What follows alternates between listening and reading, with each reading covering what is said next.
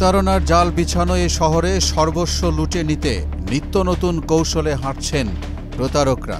কখন যে নিজের অজান্তেই তাদের জালে পা দিয়ে সর্বস্ব হারাবো তা হয়তো আপনি আমি কেউই জানি না। রাজধানী ঢাকা সহ সারা দেশে নতুন নতুন ফাঁদ পেতে সর্বশান্ত করতে প্রতারক চক্রের সদস্যরা সবসময় থাকে এক ধাপ এগিয়ে। যে ফাঁদগুলোর একটি ডেভিলস ব্রেথ বা শয়তানের নিঃশ্বাস, যে নামে একটা উৎকট গন্ধ নাকে আসে।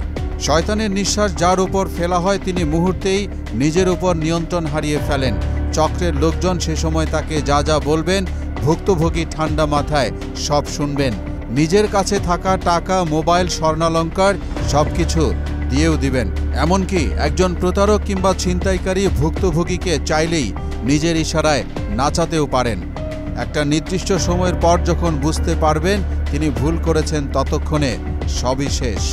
এটি আসলে একটি হ্যালুসিনেটিক ড্রাগ, নাম স্কোপোলামিন, যা দেখতে পাউডারের মতো সাদা। চিকিৎসার জন্য আবিষ্কৃত হলেও বর্তমানে বিশ্বজুড়ে মাদক হিসেবে ব্যবহার হচ্ছে এটি। অতএব সচেতন না হলে ঘটতে পারে বড় বিপদ। এ ব্যাপারে বিশেষজ্ঞরা বলছেন, শয়তানের নিঃশ্বাস থেকে নিজেকে মুক্ত রাখার সবচেয়ে বড় উপায় হচ্ছে নিজে সতর্ক থাকা এবং পরিবারের লোকজনকে সতর্ক রাখা। অপরিচিত কোনো ব্যক্তির কাছ থেকে কোনো কাগজ, খাদ্য বা পানীয় ইত্যাদি গ্রহণ না করা। কারো কাছ থেকে টাকা পয়সা হাতে নেওয়ার সময় নাক মুখ থেকে দূরে রাখা। সদ্য পরিচিত লোকজনের সঙ্গে খুব ঘনিষ্ঠতা না গড়া। রাস্তায় বা হোটেলে খাবার টেবিলে রেখে কোথাও না যাওয়া। অচেনা ব্যক্তির সঙ্গে বিশেষ করে গ্লাভস পরা থাকলে কোনো মতেই হ্যান্ডশেক না করা।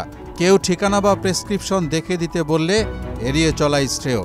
তাছাড়া অচেনা জায়গায় কোনো রুমে থাকা অবস্থায় স্প্রে বা ফ্রেশনার স্প্রে ব্যবহার না করে মশারি ব্যবহার করা।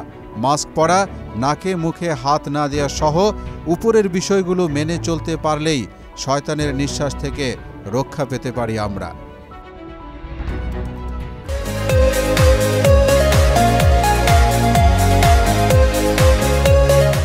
মোহাম্মদ ওয়ালিউল্লাহ, মোহনা ডিজিটাল।